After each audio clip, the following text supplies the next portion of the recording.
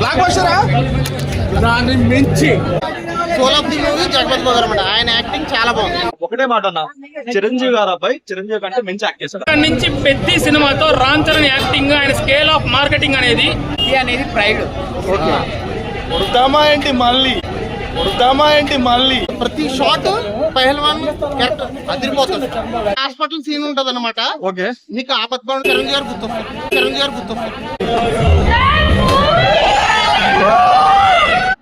Hi friends, పెద్ద premiere show public talk ఎలా ఉందో తెలుసుకుందాం. ఇప్పుడు ప్రజెంట్ మనం మోసాపేటలో ఉన్నటువంటి కొత్తగా రెనోవేట్ చేసినటువంటి శ్రీరాములు థియేటర్ దగ్గర ఉన్నాము. సో ఈ థియేటర్ దగ్గరికి ఉపాసన గారు కూడా వచ్చారు. చూస్తున్నారు కదా మీరు విజువల్స్. ఉపాసన గారు కూడా అంటే ఇక్కడ ప్రీమియర్ షో కాబట్టి ఇక్కడ స్పెషల్గా కొత్తగా రెనోవేట్ చేశారు కాబట్టి ఇక్కడ రావడం జరిగింది.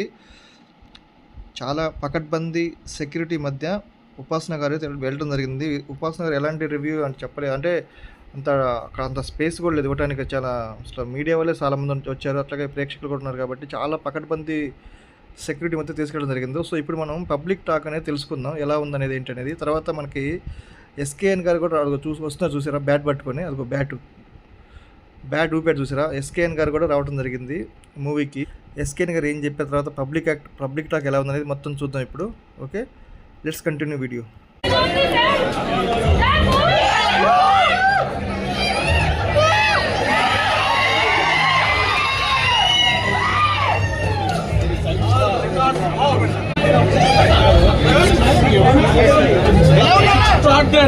బ్లాక్ బస్టరా దాన్ని మించి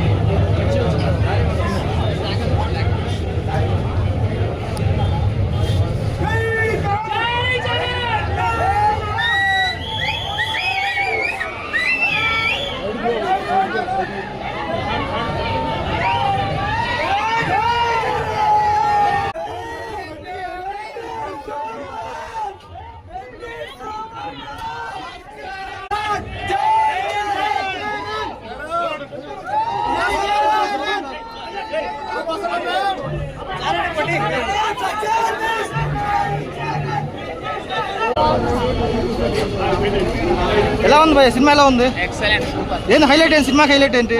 రామ్ చరణ్ మొత్తం రామ్ చరణ్. ఎన్ని గెటప్స్? హీరోయిన్స్ కాదు, ఇది అనేది ప్రైడ్. ఓకే, ఏంటి మళ్ళీ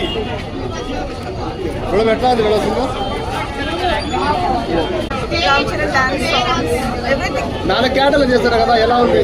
4 క్యారెక్టర్స్. ఎమోషన్ ఎలా వచ్చింది మేడం? ఎమోషన్ ఎలా ఉంది సినిమాలో?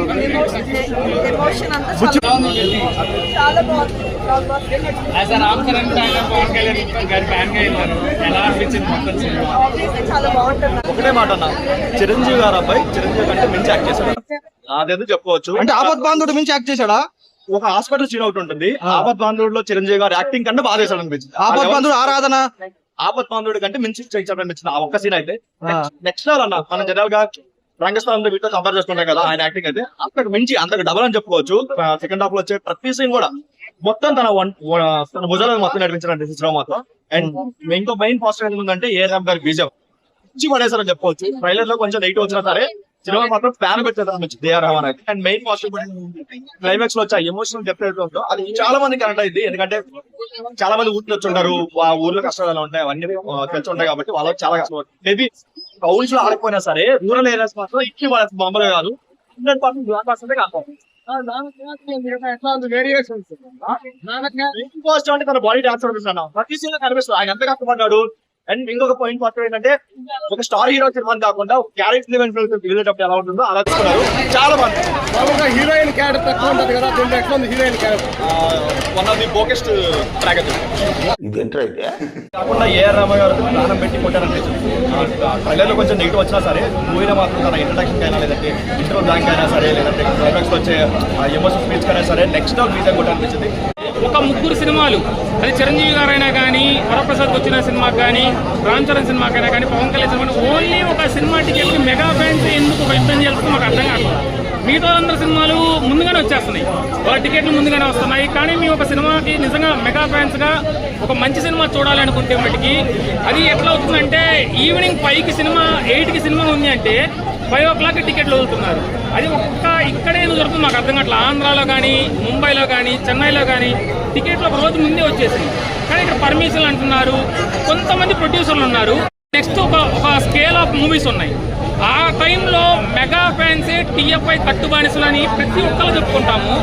ఆ టైంలో వాళ్ళ స్కేల్ ఆఫ్ మూవీస్ వచ్చిన రోజున ఆ ప్రొడ్యూసర్లు చెప్తున్నాము, మేము నెగిటివిటీ చూపిస్తే, మేము బాయ్కాట్ చేస్తే ఆ ప్రొడ్యూసర్లకు ఆరోగ్యం తెలుస్తుంది. మీ పర్సంటేజ్ విషయాలు కానీ మిగతా సినిమాలు ఎక్కడ రావు, కానీ మెగా ఫ్యామిలీ వచ్చేప్పుడే వస్తాయి. ఆ ప్రొడ్యూసర్లకు చెప్తున్నాము, ఆ ప్రొడ్యూసర్ తెలుసుకొని మెగా ఫ్యామిలీ సినిమాలు వచ్చినప్పుడే కావాలని టికెట్ ప్రైజులు కానీ, హాల్ ఇష్యూస్ కానీ ఇవన్నీ చేస్తున్నారు. ఇలాంటి మంచి సినిమాలు కూడా ఆపాలనే ఉద్దేశంతో చేస్తున్నారంటే ఇలాంటి సినిమాలు జనాలకి ఇంకా ఎవరు తీసుకొస్తారండి? ఆ లెవెల్లో స్టార్ట్ అని తగ్గించుకొని ఆయన చేశారు. ఇంకా మెగాస్టార్ కొడుకు అని చెప్పుకోవడానికి బెస్ట్ మూవీ రంగస్థలం. బట్ ఇక్కడ నుంచి పెద్ద అని చెప్తారు. నెగిటివ్ అనేది లైక్ మనకి యూఎస్ లో ప్రీమియర్స్ పడ్డాయి, ఒక్క నెగిటివ్ టాక్ రాలేదు మూవీ మీద, ఒక్క నెగిటివ్ టాక్ రాలేదు. అండ్ ఇక్కడ నేను మూవీ బాగుంది అని చెప్పేదానికంటే లైక్ ఒక మెగా ఫ్యాన్ గా నేను చెప్పాలనుకుంటుంది ఏంటంటే, ఒక మా సినిమాలకి ఎందుకు టికెట్ ప్రైజెస్ ఇష్యూ వస్తాయో మాకు తెలియదు.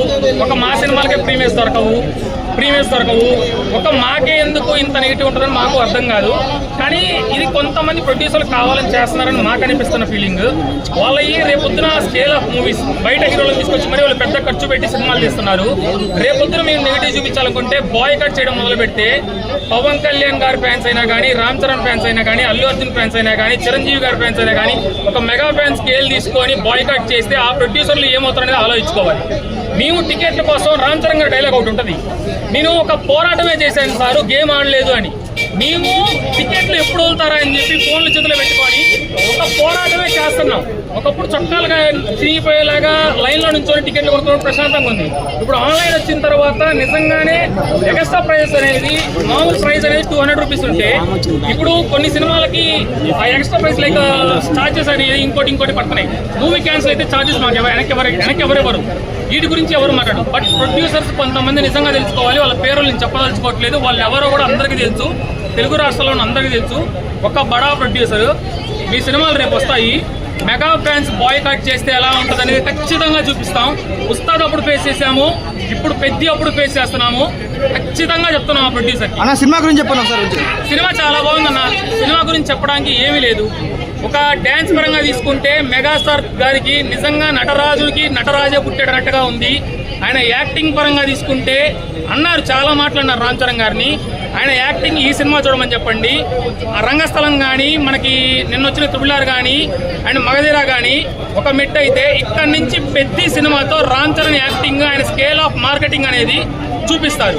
చిరంజీవి గారి ఆపత్ బాంధవుడు లాగా చేశారు కొంతమంది అంటున్నారు. చిరంజీవి గారు ఆపత్ బాంధవుడు అంటే ఆ టైప్ ఆఫ్ మెసేజ్ ఓరియంట్, ఆ టైప్ ఆఫ్ జోనర్ లో ఎమోషన్స్ అనేది చూపించారన్న. ఆ సినిమాస్ అనేది ఎలా ఉంటాయో అలాంటి మూవీ పిక్ చేసుకోవడం అనేది చాలా గొప్ప అన్న. అది సెకండ్ మూవీకి ఒక డైరెక్టర్ ఛాన్స్ ఇవ్వడం అనేది, ఆ డైరెక్టర్ సెకండ్ మూవీకి ఇవ్వడం అనేది చాలా గొప్ప. దీన్ని కొంతమంది ట్రోల్ చేస్తారు.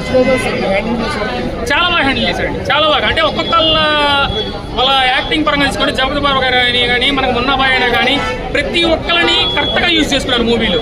ప్రతి ఒక్కరిని కరెక్ట్గా యూజ్ చేసుకొని మూవీ అనేది మనకు క్లియర్గా చూపించారు. ఒక్క నెగిటివ్ కూడా రాకుండా మూవీ క్లీన్ షీట్ వస్తుంది, పక్కా బ్లాక్ బస్టర్ మూవీ అవుతుంది. Thank you.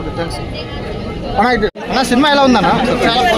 ఏం నచ్చింది సినిమాలో? ఏం నచ్చింది మూవీలో? ఏం నచ్చింది భయ మీకు? మూవీలో ఏం నచ్చింది? సినిమాలో మీకేం నచ్చింది? Inspirational movie. ఒక స్పోర్ట్స్ మ్యాన్ కి ఎన్ని ప్రాబ్లమ్స్ ఉన్నాయి అంటే చిరంజీవి గారి సినిమాల్లో ఏ జోనర్ అంటే మన ఆపత్ బాంధవుడు, ఆరాధన అలాంటివి ఉన్నాయి కదా. సైన్ చేసి ఒక హాస్పిటల్ సీన్ ఉంటుంది అనమాట. ఓకే, మీకు ఆపత్ బాంధవుడు చిరంజీవి గారు గుర్తొస్తారు. ట్రస్ట్ మీ, మీరు వెళ్ళి చూడండి. అంటే సినిమా మీరు చాలా ఏంటంటే ఇన్స్పిరేషనల్ మూవీ. మీరు రంగస్థలంలో ఎలా క్యారెక్టర్ బాగా యాక్టర్ అన్నారో, పెద్ద సినిమా చూసిన తర్వాత కూడా మీరు అదే అంటారు.